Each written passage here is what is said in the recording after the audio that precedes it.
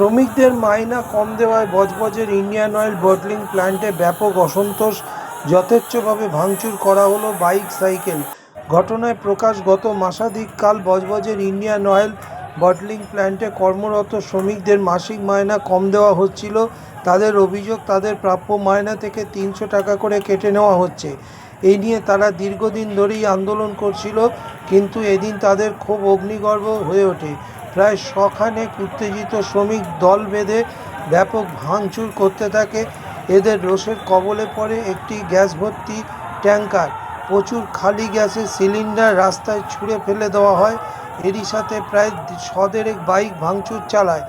স্থানীয় সূত্রে জানা গেছে, এই বাইক ভাঙচুরে বেশ কিছু শাসক দলের নেতাকর্মীদের ছিল। এ বিষয়ে ঘটনাস্থল থেকে আমাদের সংবাদদাতা অরুণ লোধ রিপোর্ট প্রকাশ করলেন। আজকে বজবজের যে জায়গাটা, কি নাম জায়গাটা? গোবরঝুরি। বজবজের গোবরঝুরি ব্রডিং প্ল্যান। ঘটনাটা কি ঘটেছে সেইটা একটু বিস্তারিত জান। বজবজের গোবরঝুরি বিধানসভা কেন্দ্র বজবজ।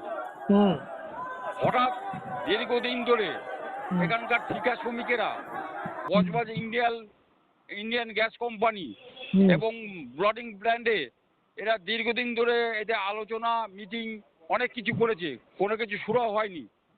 তার প্রতিবাদে আজ তারা এলাকা পুরো ভাঙচুর, তাণ্ডব, এমনকি গ্যাস সিলিন্ডার নিয়ে রাস্তার উপরে সব ছুড়ে দিয়েছে।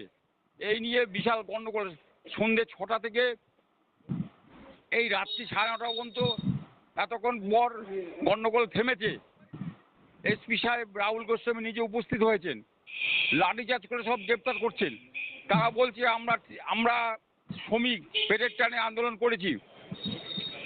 পুলিশ সুপার বলছেন, তোমরা কেন ইন্ডিয়ান গ্যাসটাকে কেন ফাটাতে গেলে? ওগুলো কেন বিবিআইটির দিকে ছুঁড়ে মারছিলে? তোমাদের আন্দোলন আমরা কোনো করছি না, কিন্তু ওটা করেছো কেন? তার জন্য আমরা আইন হাতে নিয়েছো, তাই আমরা বাধ্য হচ্ছি লাঠিচার্জ করতে। না, মূলত দাবিটা কি ছিল? শ্রমিকদের দাবিটা কি? শ্রমিকদের দাবি, এখানে এই যে অবজারভার আছে তার বিরুদ্ধে তারা বলছে যে তার লোক ঢুকাচ্ছে এবং মাথা পিছু প্রতি মাসে ৩০০ টাকা করে কেটে নেয়। আমাদের মাইনা কেন কেটে নেবে?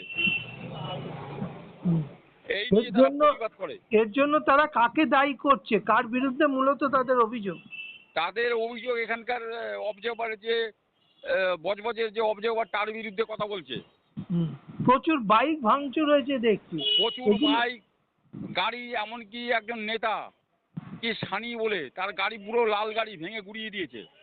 পাশে একটা তৃণমূলের পার্টি অফিস ছিল, ওটা পুরো অন্ধকার হয়ে গেছে, সব ওখান থেকে পালিয়ে গেছে। ওরা কিছু মানছে না, কোনো নেতা বেতার মানছে না। কত গাড়ি, কত বাইক, কত গাড়ি, কত বাইক ভাঙচুর হয়েছে? প্রায় ৫০ থেকে ৭০টার মতো বাইক ভেঙেছে। আর বড় গাড়ি ৩ থেকে ৪টে হাতের সামনে যা পেয়েছে, রড হাতে নিয়ে সব ভাঙচুর। ঠিক আছে, শ্রমিক সব এরা। পরিস্থিতি কি এখন নিয়ন্ত্রণে এসছে? পরিস্থিতি এখন নিয়ন্ত্রণে এসছে। পুলিশ ডেপ্লয়েড হয়েছে। পুলিশ র্যাব ট্যাব সব নামিয়ে দিয়েছে, লাঠিচার্জ করেছে, প্রচুর লাঠিচার্জ করেছে।